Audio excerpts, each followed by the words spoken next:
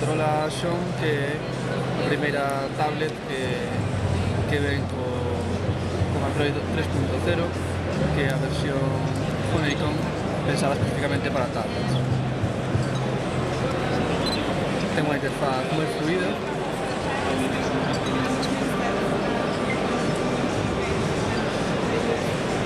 Unha das características que ten Honeycomb que estos widgets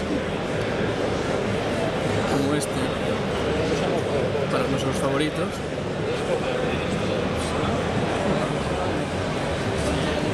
ou este dinámico para YouTube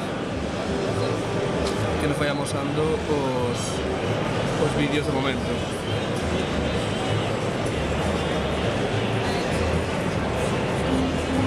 As aplicacións están optimizadas para tablet. Non carga o vídeo porque a conexión é bastante mala.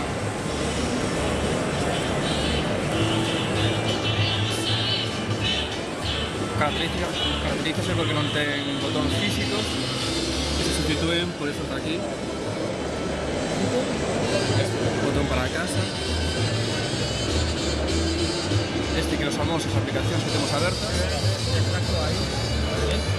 Si quieres buscar Este que é o típico botón de hacia atrás en Android.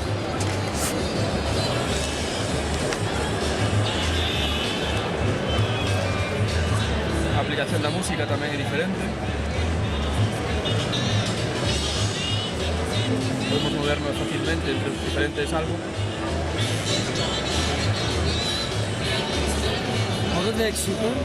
Que por suposto admite multitarefa. Podemos estar reproduciendo este vídeo, esta canción e entrar a consultar o correo electrónico.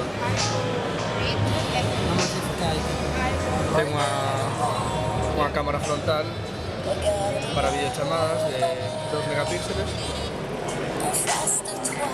e unha traseira de 5 megapíxeles. Ten tamén dous altavoces que lle dan un sonido serio. Battery?